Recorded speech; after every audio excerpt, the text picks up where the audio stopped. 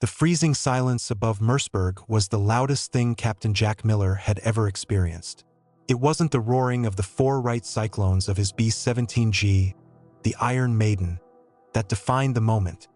It was the chilling realization that they were already too deep, too high, and moving too slow. At 28,500 feet, the air was thin, the temperature dropped to minus 50 degrees Celsius, and every breath felt like splintered ice against the lungs. The briefing had been standard: fly high, fly tight, overwhelm the enemy defenses, bomb the synthetic fuel plants until they were dust, and return home. But tonight, something felt profoundly wrong. A premonition that burrowed deeper than the frost covering the fuselage. Miller gripped the yoke, his knuckles white, watching the lead ship of the 384th Bomb Group hold its immaculate, deadly course. They were the spearhead, 35 flying fortresses packed shoulder to shoulder, a metallic fist punching through the roof of Germany. The irony was suffocating. They flew so high for safety, to avoid the light flak and reach an altitude where the German fighters struggled for performance. But tonight, that altitude felt like a designated target zone, a pre-measured trap. Below them, through breaks in the scattered cumulus, the patchwork of occupied Europe was swallowed by darkness, occasionally punctuated by the glittering, cold menace of searchlight beams beginning their deadly sky sweep. Lieutenant Sanders, the navigator, keyed the interphone. Target estimated ETA, 18 minutes. Skipper. Winds are favoring us, velocity steady. Miller grunted an acknowledgement. He was already tired, and the mission had barely begun. These long-haul raids into the heart of the Reich weren't just battles against the Luftwaffe and the anti-aircraft guns. They were battles against sheer human endurance, against the crippling cold that numbed fingers and the relentless vibration that rattled teeth loose. The air around the formation shimmered, not from heat, but from the invisible strain of 80,000 pounds of metal tearing through the stratosphere. Miller looked over at his co-pilot, Lieutenant Jenkins, who was meticulously monitoring the engine gauges. Jenkins caught his eye, a faint smile masked by the oxygen mask. They both knew the statistics. They both knew the odds. The price of oil was paid in blood and aluminum, and today they were the currency. The deep, heavy cough from the number 3 engine, however, was not part of the plan. It was a single, jarring interruption to the symphony of controlled combustion, a hesitation that made the entire aircraft shudder. Jenkins immediately began running the diagnostics. Might be an oil feed fluctuation, Captain. Keeping an eye on the pressure. It's dipping slightly. Miller felt a knot tighten in his gut. A sputtering engine at 28,000 feet over enemy territory was not a minor inconvenience. It was an obituary waiting to be written. If they lost power, the rigid formation would be broken, and a crippled B-17 flying alone was, for all intents and purposes, already dead. The terrifying realization that their standard, prescribed cruising altitude was exactly where the heaviest interception would occur haunted Miller. The Germans knew the high road. They had mapped it with their radar and lined it with their heavy 88s. The only real safety lay not in fighting the known, but in somehow escaping the pattern. But escaping the pattern meant defying doctrine, risking immediate isolation, and potentially sacrificing the mission for the survival of one crew, a choice no bomber pilot ever wanted to make. The faint sputter of engine number 3 quickly escalated from an annoyance into a terrifying, rhythmic hiccup that refused to clear. Jenkins adjusted the mixture control, feathered the propeller slightly, and prayed. The gauge showed a rapid fluctuation, a violent dance of pressure that threatened to seize the piston rings. Miller had no time to focus solely on the mechanical failure, for ahead of them, the entire horizon had suddenly erupted into a hostile, shimmering garden of anti-aircraft fire. They had hit the outer perimeter of the Flak defenses. The German strategy was simple and brutally effective. Create a box of intense, coordinated explosions calibrated perfectly for the known altitude and speed of the American bombers. They were flying straight into the maw. The concussions began hitting the Iron Maiden like sledgehammers, shaking the heavy bomber violently side to side. Miller had to fight the controls just to maintain his precise position within the tight, unforgiving formation.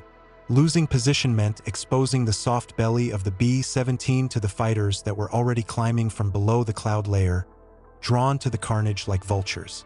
The smell of ozone and burnt cordite began to seep even through the sealed, cold cabin. Tracer rounds zipped past the wingtips, looking deceptively slow, like red-hot beads strung on an invisible thread. Yet they were moving at speeds that defied comprehension. The noise was maddening. The relentless shriek of the slipstream, the constant, pounding roar of the engines, punctuated by the metallic clang and ripping sound of shrapnel tearing into the aluminum skin. Suddenly, a shell burst directly above the nose section. It was close, too close. The force was immense, temporarily blinding Miller as fragmented metal ripped into the top turret and sprayed across the cockpit windscreen. A terrible, agonizing scream erupted over the interphone, quickly replaced by static. "Top turret! Gunner down! He's hit bad, skipper!" It was Sergeant Harris, the radio operator. Miller felt a cold wave of adrenaline mixed with dread.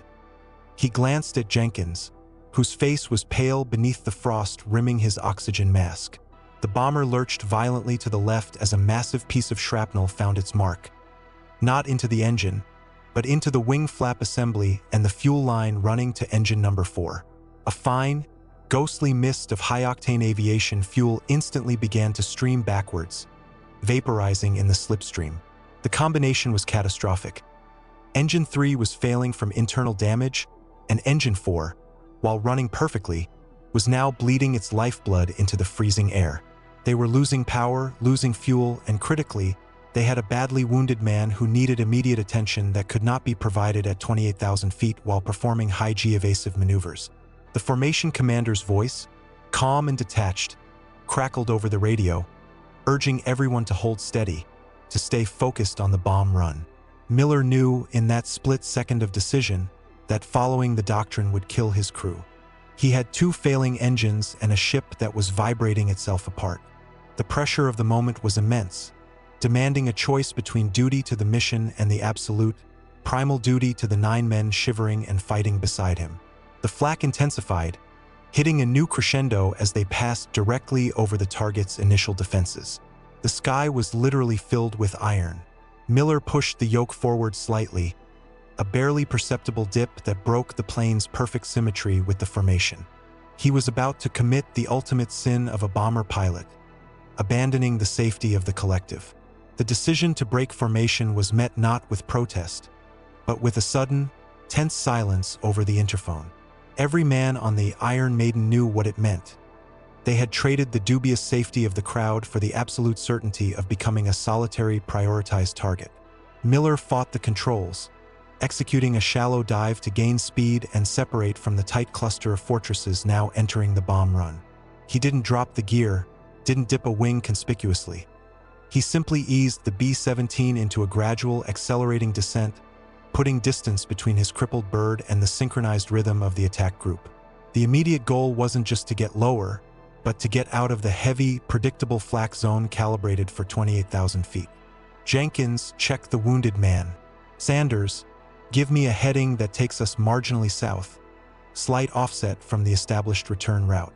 We need cloud cover and we need altitude. Fast." Miller's voice was firm, cutting through the rising wind noise. The dive was exhilarating and terrifying. They plummeted through the altitude band where the flak was thickest, relying purely on speed and luck. Shells burst far above and then far below, but for a critical 60 seconds, they were in a transitional layer where the German gunners hadn't adjusted their fuses. The pressure on Miller's eardrums became intense, forcing him to equalize rapidly. He needed to get below the freezing point where exposed skin instantly adhered to metal, where the wounds of the top gunner could be stabilized without risking instant death from exposure. But exactly how low was the question? The optimal altitude for cruising on 2 failing engines was usually around 15,000 feet, but that was prime hunting ground for the heavy twin-engine German interceptors. Miller felt the B-17 groan under the strain of the uncontrolled dive. He fought the trim tabs, trying to bring the nose up without putting too much strain on the damaged wing. Engine number 3 finally gave up the fight with a catastrophic shudder, spitting out a plume of thick, black smoke and requiring immediate, frantic feathering by Jenkins.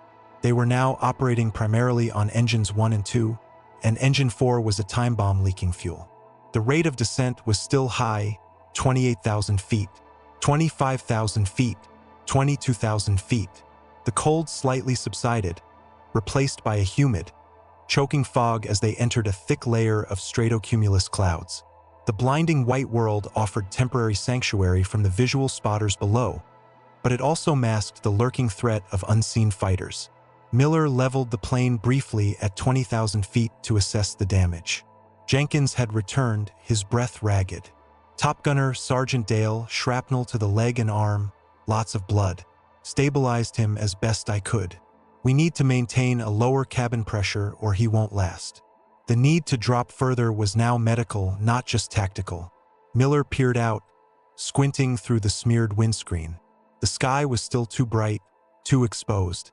He knew that the main wave of Messerschmitts and Focke-Wulfs was likely orbiting above, waiting for the high-altitude formation to break up after the bomb run. If he stayed at 20,000 feet, he would become the perfect solitary target they could pounce on without fear of retaliation from the main bomber stream. He pushed the nose down again, seeking the deep cover, the mud of the lower atmosphere, a territory few heavy bombers dared to visit. He ordered the remaining gunners to switch their fire control systems to manual, ready for an immediate, brutal engagement at close range. The altimeter spun rapidly, 17,000 feet, 15,000 feet. They were shedding altitude like autumn leaves, leaving the cold, brutal beauty of the stratosphere behind for the grittier, more dangerous air closer to the ground, where the rules of engagement shifted entirely. The plunge continued, desperate and calculated. By 14,000 feet, the Iron Maiden was a rogue element, far outside the protective boundaries of the 8th Air Force's operational plan. The temporary relief of the cloud cover vanished, exposing them to the crisp, clear air below the weather system. And there, descending from the sun, were the waiting vultures. Two specks rapidly materialized into the deadly shapes of Bf-109s, their long noses and sleek wings signaling malice. They hadn't spotted the main formation. They had spotted the lone, crippled straggler, dangling like a ripe fruit. The interphone erupted with the familiar, terrifying cry, "Fighters at 2 o'clock high, closing fast." Miller immediately plunged the B-17 into a diving, banking turn, sacrificing more precious altitude for immediate speed and evasive maneuverability. A flying fortress was never designed to dance, but Miller made her try.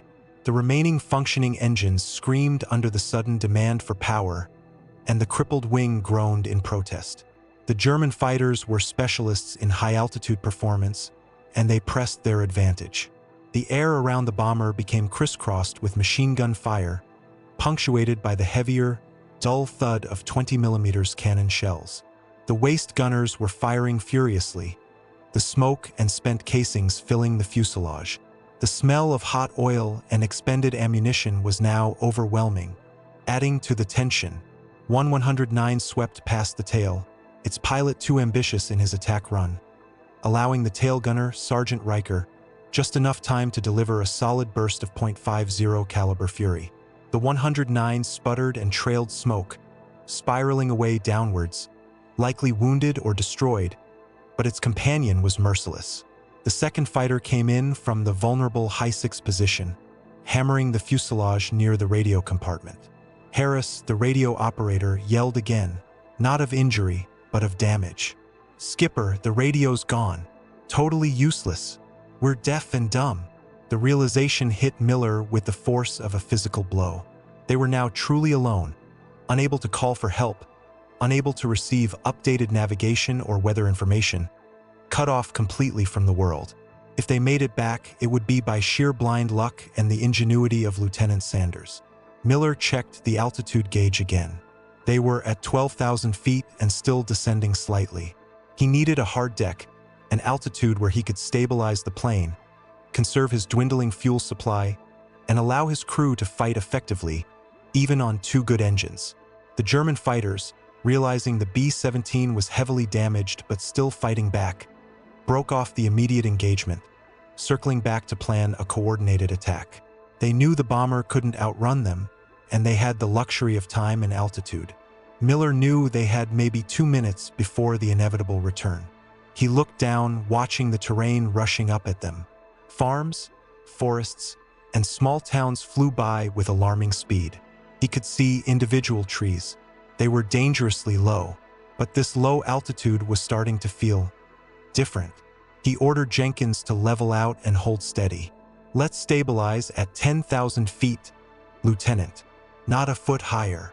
He was betting on a hunch, a desperate gamble that the established rules of engagement were about to work for them, rather than against them.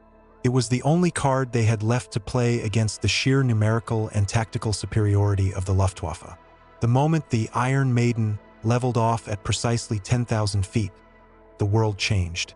The atmospheric pressure was bearable, allowing Sergeant Dale, the wounded gunner, a fighting chance, even without a pressurized cabin.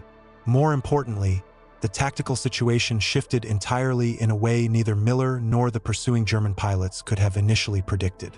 The two stalking Bf-109s immediately aborted their high-altitude circling maneuver.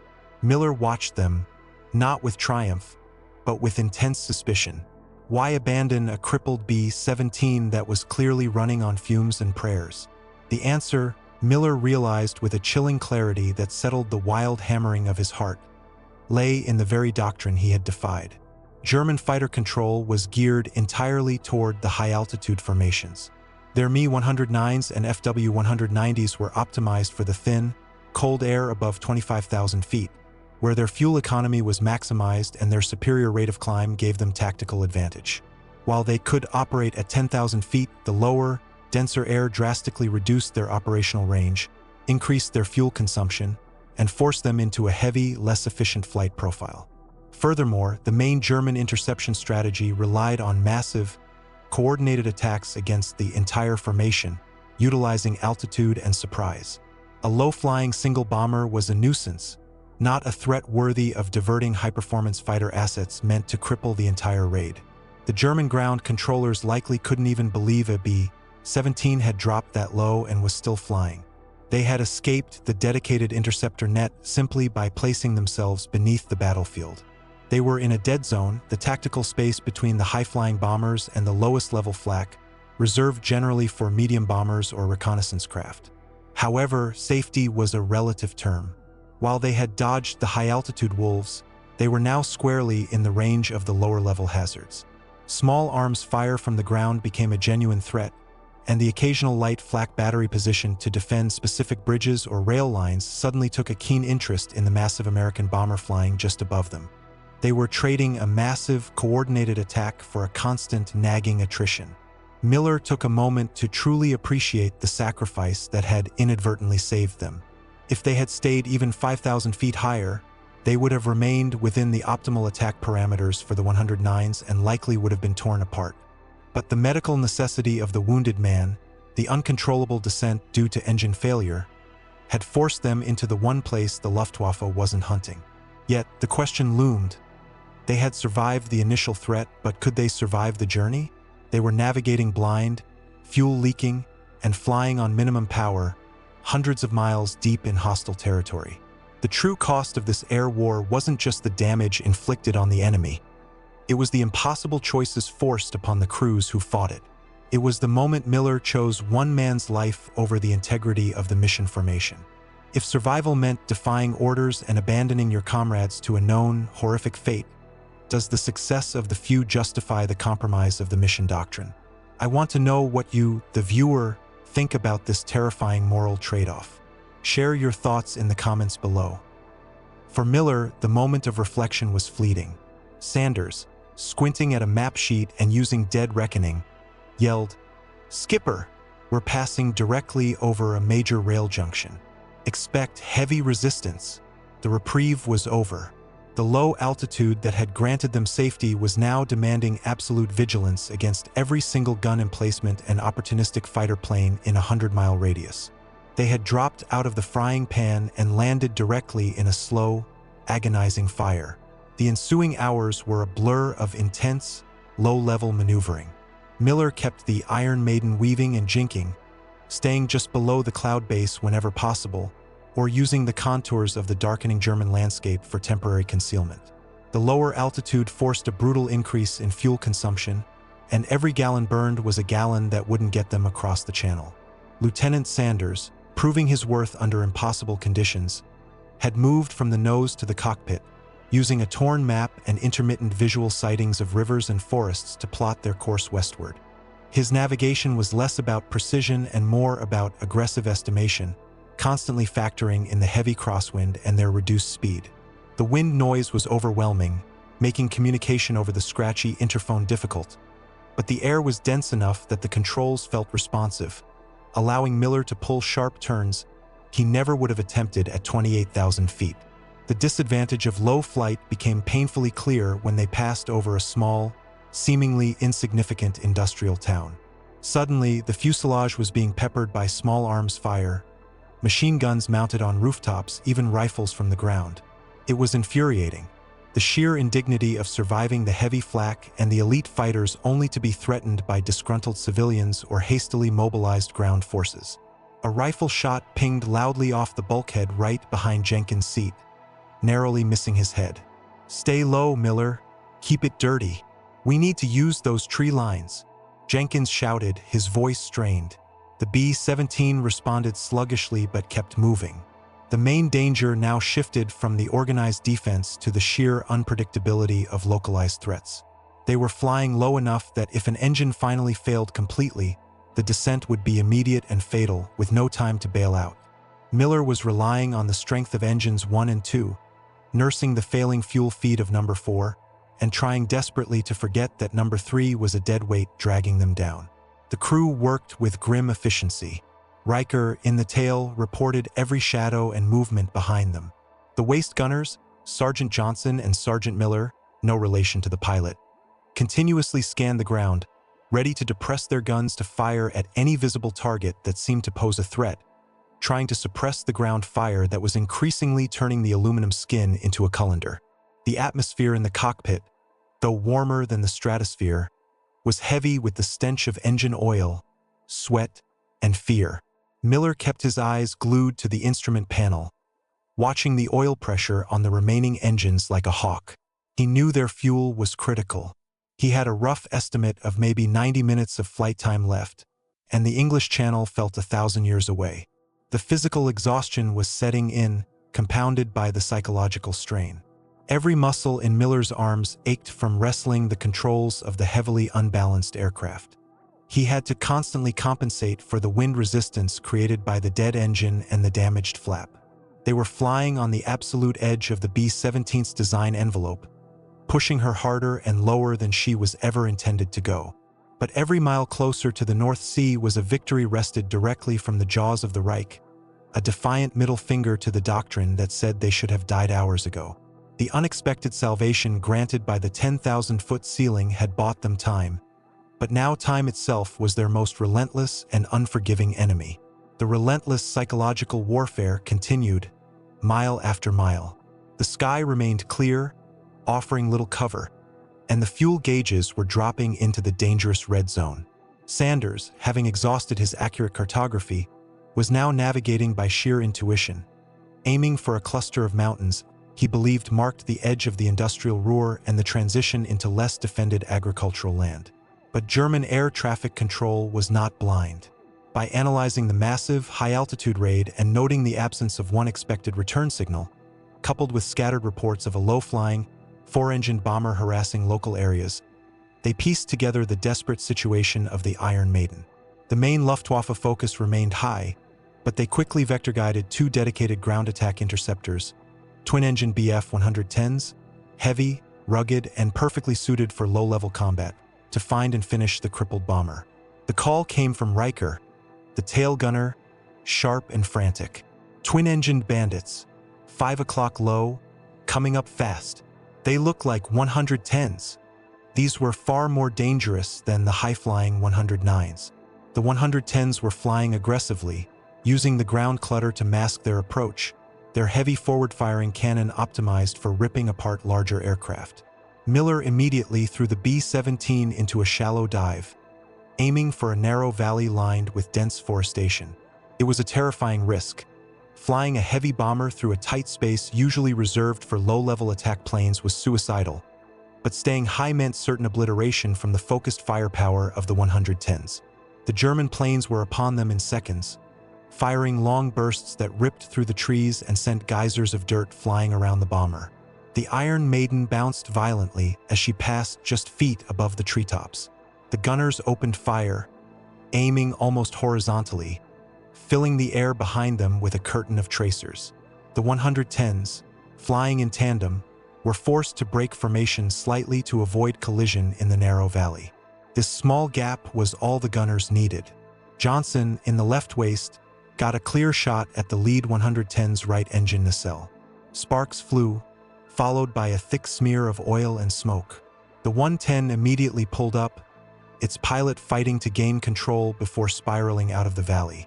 The second 110, witnessing the damage, hesitated for a crucial moment. Miller used the pause to pull out of the valley, climbing slightly to clear a ridge, then dropping back down onto the deck. The cat-and-mouse game continued for 10 agonizing minutes, the German pilot, stubborn and deadly, refusing to disengage. Finally, recognizing the B-17 was flying too low and erratically for a clean, safe kill, and likely hitting his own fuel reserve limits, the second 110 broke off, climbing rapidly toward the setting sun. The temporary safety returned, but the cost was immense. The maneuvering had drained precious fuel, and the new bullet holes meant more exposure to the biting wind and more strain on the already compromised structure. Miller checked the clock and the estimated position. They had maybe an hour of fuel left if they conserved religiously. They were scraping along the western fringes of Germany, maybe 200 miles from the safety of the Channel. The only thing they had left was hope, and the desperate promise of the P-51 Mustangs that were supposed to meet the returning high-altitude stream near the coast. Miller knew they had dropped far below the intended rendezvous point, but he hoped, prayed, that the sheer visibility of the huge, low-flying bomber would be enough to attract the attention of the roving fighter screens. Their survival now rested not on their own efforts, but on the miracle of a friendly sight in a thoroughly unfriendly sky. The fatigue was a crushing weight, pulling Miller down into the hard seat, blurring his vision and slowing his reactions. Every nerve ending was frayed, stretched taut by hours of intense combat and the constant strain of flying a dying aircraft. Jenkins was running on fumes, his meticulous nature dissolving into sheer survival instinct as he monitored the erratic pulse of the engines. Even the wounded gunner, Sergeant Dale, was still conscious, muttering prayers and occasionally providing a weak-willed report of incoming threats, refusing to relinquish his duty, despite the blood soaking the floor of the fuselage. The landscape below had begun to flatten, transitioning from the dense forests and hills of central Germany to the marshy, fragmented plains leading toward the Netherlands coast. They were agonizingly close to the border, but the final 70 miles were a gauntlet of known German coastal defenses. The fuel pressure gauge for Engine 1 began to flicker ominously. It was running dry. Miller immediately feathered the propeller, cutting the power to the first engine. They were now down to 2, maybe 1.5 engines if Engine 4's leak worsened.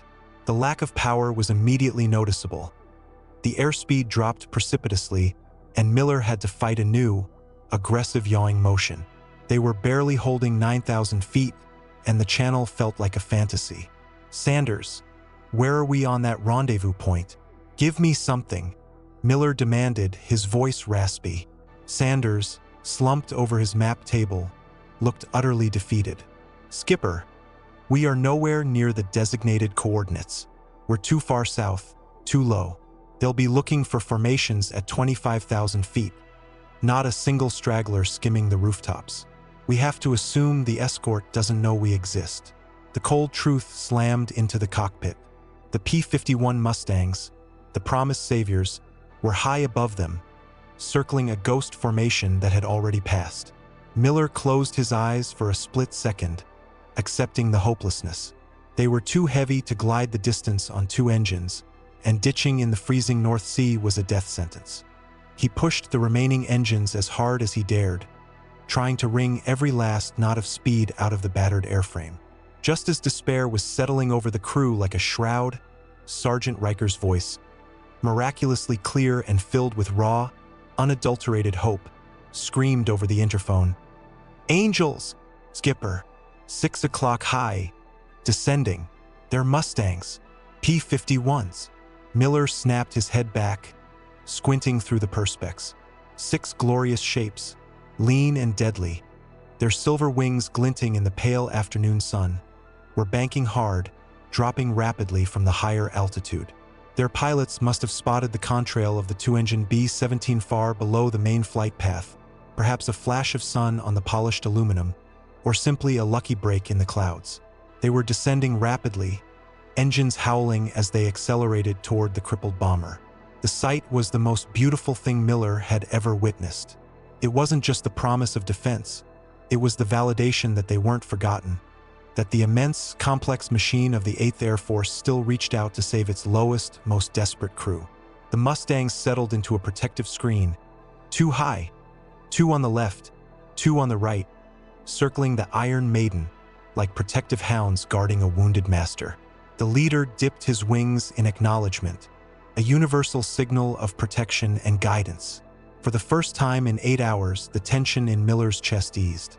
They had a chance now, a genuine, undeniable chance.